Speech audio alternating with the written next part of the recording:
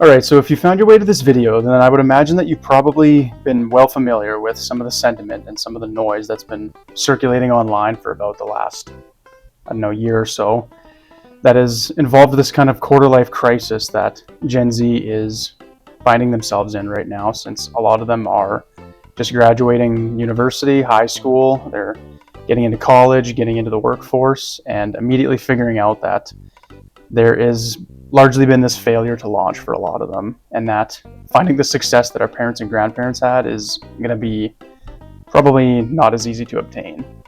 Now, I myself am a Gen Z as well, and I can definitely empathize with people since I am feeling a bit of the squeeze myself, but my situation is definitely not extreme, so I consider myself blessed. But even just the other day, I had this funny realization where it was like, oh, I was really born too early to explore the galaxy, born too late to own real estate, but born just in time to witness the Denny's Grand Slam. But yeah, even for myself, I can see that a lot of us that have entered the workforce we've been there for a year and a half, maybe 2 years, and we're pretty much already feeling completely burnt out. And some days it's like the only thing we even really have to look forward to is cracking open a can of beans and just staring at the wall. So I still live at home despite working full time, and it seems like generally for a lot of Gen Zers that there's a lot of disillusionment going on because they're trying to obtain success that we saw with our parents and grandparents by kind of mimicking the same strategy that they used, but realizing that the world has also changed in many ways, and that using similar ways and strategies to try and obtain that success has only really resulted in us being stretched way too thin. There's been a pretty general knee-jerk reaction across the board, I would say, where we are kind of comparing the success that we see with the boomer generation, and we're kind of starting to allocate blame because of that. And I found myself genuinely wondering about that. Like, is this a justifiable conclusion to draw simply because of just the difference that we see as far as wealth goes? So when I take a step back and I kind of look at this whole thing for what it is, I honestly have come to the opinion that I think the sentiment on both sides of it is largely misguided. On one hand, you have Gen Z that sees the success of the boomer, and they think that they just basically gobbled up everything in their path and left absolutely nothing but peanuts for the rest of us and just destroyed everything that they could. But then you've got the boomers on the other side that think that Gen Z is just lazy and incompetent. And I honestly think to myself, can any side really say that they have it correct? Now, if I'm going to play the advocate for the boomer here, it kind of seems a bit ridiculous to think that way back in 1968, when Grandpa was signing the mortgage papers, that he was doing so while maniacally rubbing his hands together, thinking, "Oh, yeah, this is really gonna stick it to my grandchildren. They're gonna have expensive groceries, and they're gonna have no attention span, and they're gonna have to call to 75 places and apply before they even hear a call back." And I'm kind of like, do we honestly think that that's what was going through their heads back then? And along with that, I do honestly think that we could do a little bit better in the self-accountability department as Gen Zs, because we definitely tend to be more so the doom scrollers and the gooners, and gambling a lot of our hard-earned money on things like the puppy bowl and I don't know, like whatever this is. And then if we look at some of the sentiment that we hear from the boomers, there seems to be a lot of lack of willingness to acknowledge the fact that the world is just a very different place than what they were provided. They'll say that, oh, well, because you had the internet, things are much more logistically easier. And well, that might be true in a sense. In a practical sense, it's made things a lot more difficult because of just the way it's oversaturated things. Like, yeah, it's easier to apply for a job, but like, ask anybody that's applied for a job and ask them if it's really that much easier, or even just ask anybody that's like tried to land a date or something. I think it's also obvious that there's a pretty big distinction between the values that we see between the two generations, and I would probably agree in saying that Gen Z tends to be a bit more materialistic. I see a lot of people spending more money on things like travel experiences, fine dining experiences, like pieces of technology, whether it's like computers or cell phones. Like spend more on some luxury designer clothes or something like that. And I think that a lot of this is because with the boomers, you just had much more obtainability with a lot of things. And so actually aiming towards long-term goals just made a lot more sense because it just appeared and it empirically was a lot easier to do so. Whereas with Gen Z, because the barrier to entry for a lot of that stuff is just so much higher, I think that's kind of just squeezed a lot of us and steered a lot of us away from that. And we figure, oh, well, I mean, if I can't obtain a house and raise a family, then I might as well just enjoy the money that I make right now.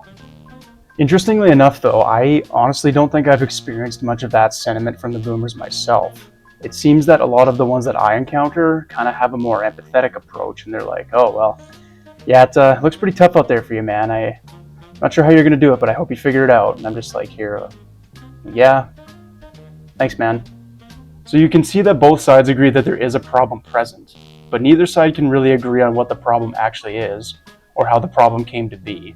But if you're like me and you understand everything about everything, then you'll know that the whole time, that when you peel back the curtains, that it was, yes, you guessed it, the Bulgarians.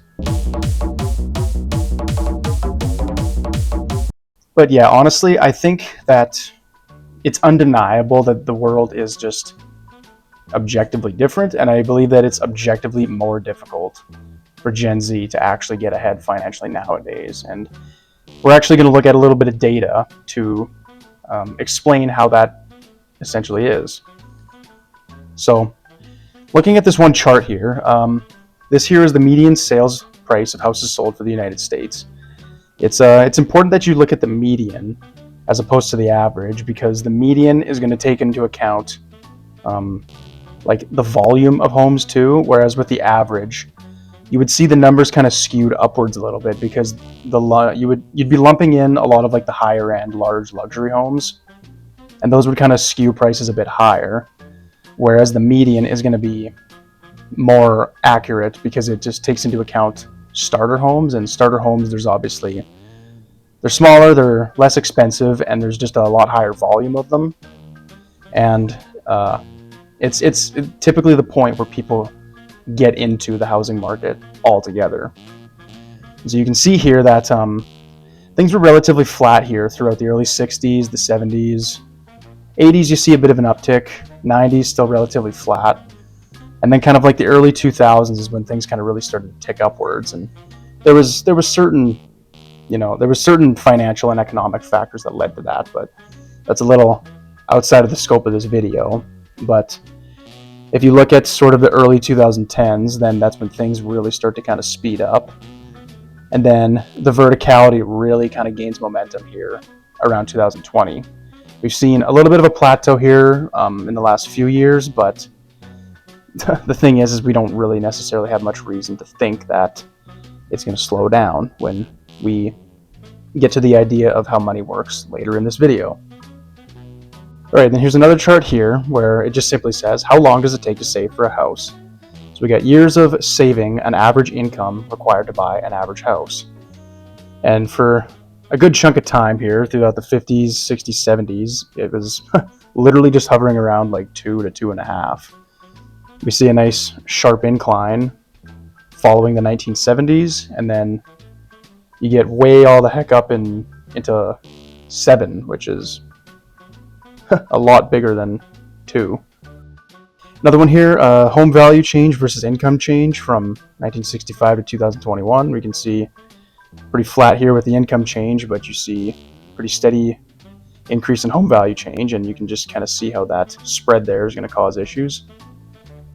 And then here, just another one that does a little bit of a microcosm look into a couple different housing markets. You got the Boston market and the New York market.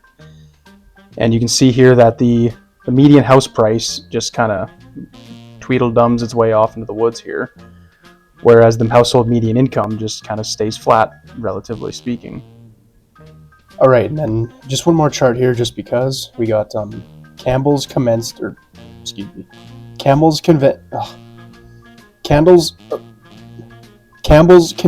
soup, which looks like it was mostly around 10 cents here for, well, quite a long time there, like 70 years it looks like. But then around the early 70s, you see it just work its way higher. Now we're going to get into my personal explanation for how we got into the situation that we're currently in. And there's probably going to be some pretty big oversimplifications involved in this, but the focus is that we look at some of the macro major economic events that actually began rolling the ball towards the financial situation that we find ourselves in. Now, you would think, or at least hope, that a good chunk of the population would have some understanding of how money works and how it's created, given that money is one of these things that essentially affects every aspect of our lives. But the honest truth is that most people have absolutely no idea. And in order to explain the situation that Gen Z currently finds themselves in, we kind of have to take a bit of a step all the way back to a certain event that really changed the whole financial paradigm that the West operates under. And we also need to just look at how the whole theory of money creation really operates. The two main ways in which currency are created is number one, through government fiscal spending, and number two, through commercial bank lending. Looking at number one, with government fiscal spending, the government will sell bonds to the private central bank that will purchase these bonds with electronic credits, which is basically a fancy way of saying money that never existed in the first place, and the government will endorse that money. The government now has money deposited into its treasury where it can then use it to spend on social programs and other things that the government spends it on. And as we know, with every government, they always spend it very responsibly, wisely, and with the public interest paramount.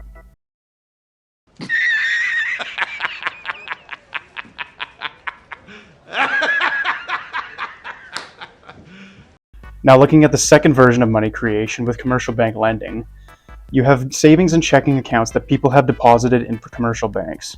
What the commercial bank will then do is that they'll take the majority portion and actually lend it out to people in the form of loans. And these loans can be any kind of loan you can think of, whether it's a mortgage, a car loan, student loan, anything.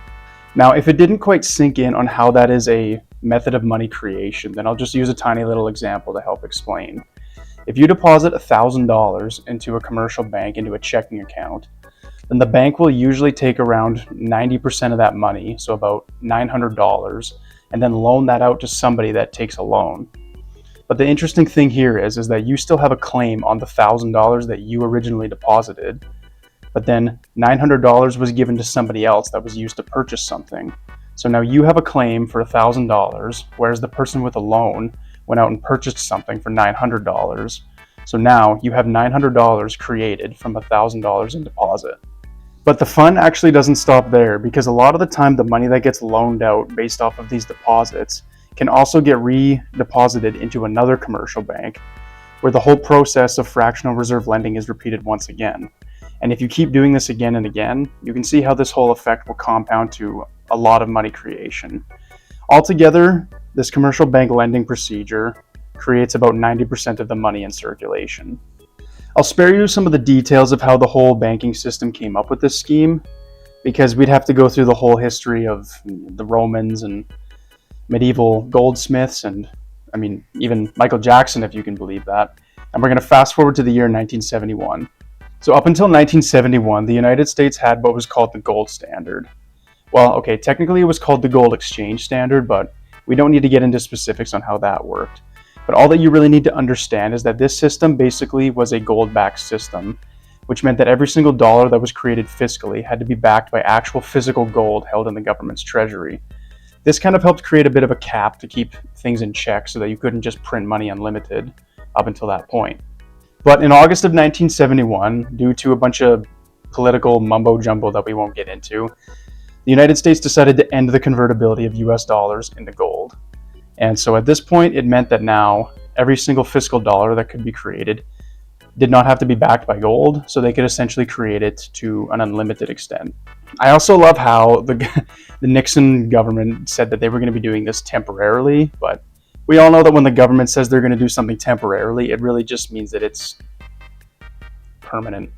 So since you now have a system that no longer puts any limit on how much money can be fiscally created, that meant that there would also be more deposits made into commercial banks, and then you would have more commercial bank lending, which meant that that whole aspect of currency creation would also see a big amplification. And you might think that more money creation would be all fine and dandy, but the truth is that more money creation actually has more problems than it has benefits. The first problem is that the money created fiscally actually carries interest on it that is owed to the Fed. But since the money that the government receives is really only the principal, the interest payment doesn't actually technically exist. And in order to pay the interest off and not default on the debt, you have to actually create more money to, well, pay off the interest. And then again, that created money is going to carry its own interest, and you guessed it, you're just going to have to keep doing this again and again. And this whole thing, carried on over a long period of time, has some pretty serious consequences when it comes to compounding. So when you're charging debt on more debt that gets created, you basically have this perpetual money creation dependency where you can't ever really just stop creating money, because then you're not able to pay off the debt, and then you would default, which would cause who knows what kind of problems. And because this has been happening for a pretty long time, we're now starting to get to the point where the compounding is starting to go vertical. The other problem with this system is that when excess money is pumped into it, it's not going to flow around and be distributed evenly. What you're actually going to see is that a lot of this money is going to flow more so towards high earners, since they make products and services that a lot of people tend to buy. But if you're just a wage or a salary worker where you work for a negotiated rate, chances are you're not going to see any substantial upchange, and you're probably going to be left in the dust. The other thing that's going to happen with this excess money is that most of it is going to gravitate its way towards hard assets. And two of the biggest things will be gold and real estate, since these two have historically gone up with time, since they essentially sniff out the extra money that you see pumped into the system. You could almost kind of, I don't know, you could say that they're like the final resting place, or like the retirement home of the extra money. And honestly, if you ask me, this serves as probably the best explanation why the wealth gap is as big as it is today, and really honestly operates completely outside of the realm of anything political, despite what you might hear. So when we return to the discussion between the Gen Zs and the boomers, and specifically looking at the boomers, we are looking at the demographic of people that were born between, I think it's like, 1945 to 1964 or something, if we want to go off of the official textbook dates. But anyway, it was the kids that were born following World War II, because of course the Allied powers won, everybody was happy, and they had lots of kids. And this of course led to a pretty noticeable population boom. And these kids that were born following World War II were coincidentally entering home buying years in the late 60s, early 70s. And when you consider that with the coincidence of the gold standard ending in 1971, with, you got a new financial paradigm coupled with a big population boom, and it just created this perfect storm for inflation to just absolutely rip. I'm talking it's leaving the station. How many of y'all mama been good? She cooked that collard green fat back meat. I also need to mention another detail here to make sure that things actually make sense. The majority of money that is created through commercial bank lending is actually through mortgage loans. And mortgage loans are typically the biggest loan that a person will ever take out in their life, given that, they need to buy a house. And when you consider also the fact that every family in America is going to be doing this, you'll see how this is one of the biggest drivers of inflation. And yeah, it is technically true that if you spoke to anybody that was alive during the early 1970s, that they would probably agree that there was some pretty rampant inflation that they experienced during that time. But at the same time, the difference is that at that point, this new financial paradigm was brand new. And it was a system that if you got in very early, you were basically able to take advantage of it. You were kind of the first in line to the buffet, so to speak. And another component to that is that because inflation tends to compound, the true compounding had only really begun at that period of time, and it took years and years before things started to get vertical like we see today. And some of the arguments or the pushback that you might hear from the boomers, things like, oh, well, we had really high interest rates. Well, that might be true, but again, that was really just a product of the fact that there was so many of them, because you had so many people coming into home buying years and so many people taking out loans and then expanding the money supply. The response of the central bank was to basically raise interest rates to make loans harder to get so that it could curb inflation. So there's that aspect to it. And there's also data to suggest that because of this, the monthly expenses that somebody would have experienced, a much larger portion of it would have gone towards paying off your mortgage. It's a valid argument as well. But again, when you factor into what people were paying as far as gas and food, insurance, whatever else, that stuff just ate up a much smaller chunk than what we see with people today. So Another important thing here to mention is that when it comes to the sprawl of major cities that we see today, 50 years ago they wouldn't have been nearly as far along, because back then you had things like automobiles and large-scale transit that were becoming more common. So it made sense for people to actually be able to live further away from where they worked in the downtown area. And because of this, the suburban neighborhoods of the 50s, 60s, and 70s eventually became the inner city neighborhoods of today. And because life largely still operates around the inner side of major cities, you can see how a lot of the real estate has been completely gobbled up and has gone out of control with regards to pricing. And you might see how there's pretty much a double whammy here, how the boomers were able to take advantage of both the new financial system and the real estate. And now you've got Gen Z, who was born between the years of 1997 to 2012, or whatever Google says. And when you think of it, we were kind of born into the world when this whole compounding inflation money supply expansion game, along with a real estate gobble, has been happening for 30 years by the time we're born. But then by the time we're actually old enough to move out and are like trying to earn our own living, it's been happening for over 50 plus years. And it's like, we're getting placed into a situation where it's just completely stacked against us.